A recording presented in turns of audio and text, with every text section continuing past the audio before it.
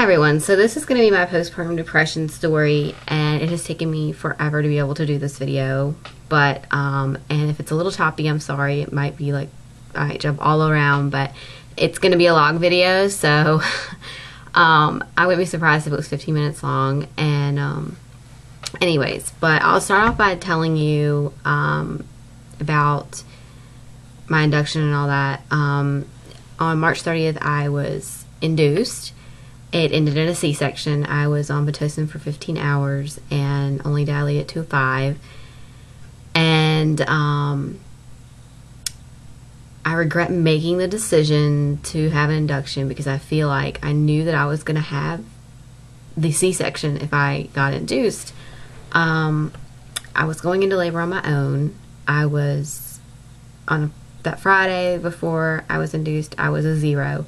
Over the weekend, I had horrible contractions. I thought I was actually in labor, and I went to a 2. I was probably in early labor. So when I got to the doctor's office, they told the nurse practitioner if I was dilated, they need to send me over to the hospital. My doctor was on call that day, and I was induced, and it ended in a C-section. And the first time they offered me the C-section, I said no. But then the second time, I was in so much pain. I just wanted her to come out, and I just decided to have a C-section. And so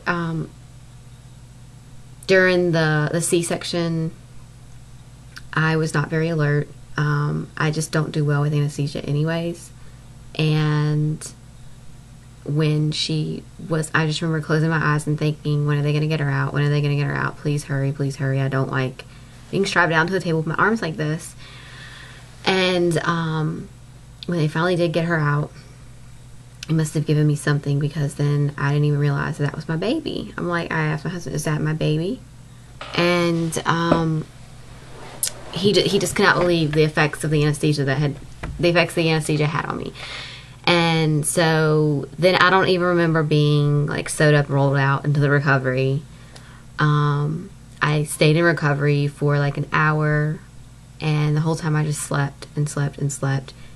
And in that time, my family members came in and held her, which really made me upset, because I felt like, I carried her for 9 months, and she's my baby, and I should have been one of the first 2 people to hold her. I know my husband held her the first time, because it did bother me that he did. And they did, let me see her. They put her down to my face to let me see her, and I just remember giving her a kiss. And anyways, and so then my husband tried to get pictures of me, and all the pictures I'm sleeping.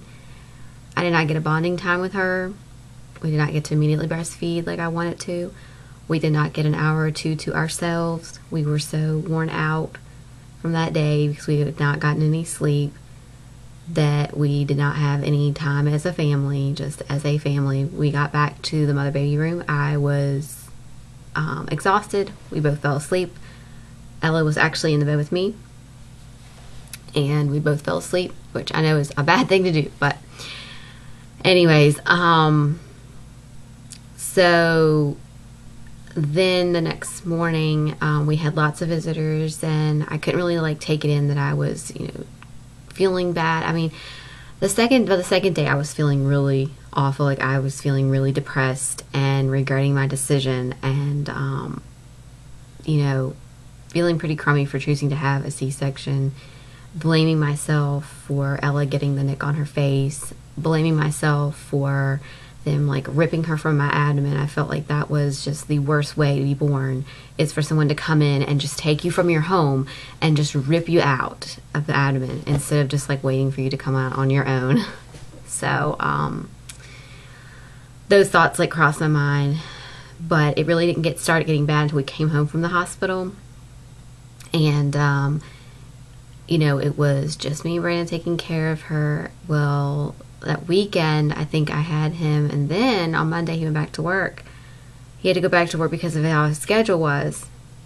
So he had to go back to work, and I was there at night alone, trying to take care of her and trying to breastfeed, and that was the other issue, that she had latch-on problems because we didn't get to breastfeed immediately. And I felt so bad because when she was born, she was 6'15", and then when she came home, she was 6'5", and I felt like, wow, I'm a terrible mother because I can't feed my baby and she won't latch correctly. And I didn't want to give her a bottle because I wanted her to breastfeed. I wanted so bad to breastfeed, and so bad for her to have breast milk, because I knew that was like the best thing for her. And I would call my husband at work late at night just crying because he wasn't there to help me, and because I was so depressed. And I know that he probably got tired of hearing me say, I wish I wouldn't have had the C-section. I wish I wouldn't have had the C-section. I wish that I wouldn't have agreed to the induction. But I had terrible, terrible, terrible regrets about the C-section and the induction. And I felt like I was less of a mother because I didn't birth my baby vaginally. And I felt like that my whole world was just crashing down on me. And that, you know, this was not a perfect labor and delivery. This was a nightmare. This was,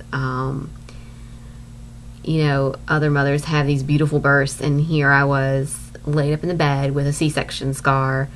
And breastfeeding was so hard because I couldn't hold her like this, you know, cradle style. I had to, you know, football hold her, because if her little foot hit my C-section, even though it was a foot this big, it was painful. And it was painful for like 6-7 weeks. And, you know, I thought if I would have had a vaginal birth, if I just would have let myself go into labor the way it should be and not have agreed to induction, I wouldn't have this pain and I wouldn't have these feelings. And I was really scared that I would snap one day and harm myself or the baby. But, you know, and I thought to myself, we're not one of these people that like kills the baby or something, you know, because of postpartum depression. But it never got to be that way. It was the thoughts running in my mind that I just regretted. So like I just all this regret in my mind, and that I couldn't bond with her immediately, and so just all those feelings. And then when I went back to work, of course I work at the same place that I delivered her at. I don't work on the same unit, or I didn't work on the same unit, but I work on the same side as the unit that I was laboring in. And so I saw the same view as what I did when I was in labor, and that brought back a lot of flashbacks and things. And so and then at this time, like, I used to watch those Discovery Health and labor and delivery and all those videos or shows on TLC and Discovery Health and all that, and I could not watch them. Now I can watch them just fine. Like, I can watch people's labor and deliveries and be just fine with it, vaginal births and all. You know, I especially like to watch the VBAC ones because, of course, I want to have a VBAC. But this time I could not watch those. They brought me to tears. I would just cry and start having all these thoughts in my head of regret. Shouldn't have done this. I shouldn't have done that, you know. Then also too, I was overprotective of Ella because I felt like, you know, I felt like, you know, oh my gosh, you know, what if she's like we're in the car, we have a car wreck and it kills her instantly, or we had something like that happen. I think it was May, June, 3 months after I had Ella, we had somebody that was in a car wreck, and her baby died, and it was a newborn, and so that just like intensified it. And I've read that, you know, with postpartum depression you can start becoming like overprotective of your baby and whatnot, and that was me.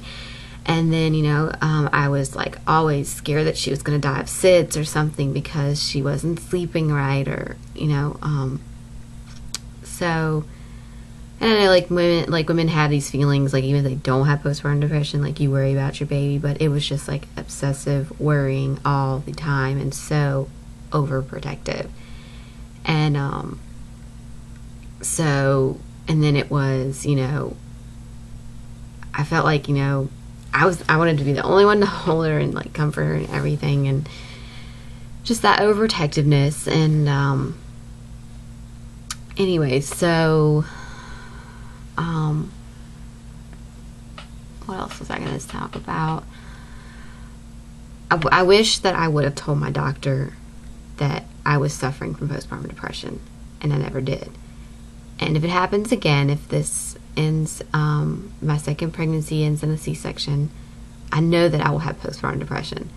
And so I will tell my doctor about it, and I will get help. I'm not going to like be ashamed again because of my feelings, and my depression and crying and whatnot. So, anyways, but that is basically my story. If you guys have any questions for me, just let me know. And thanks for watching.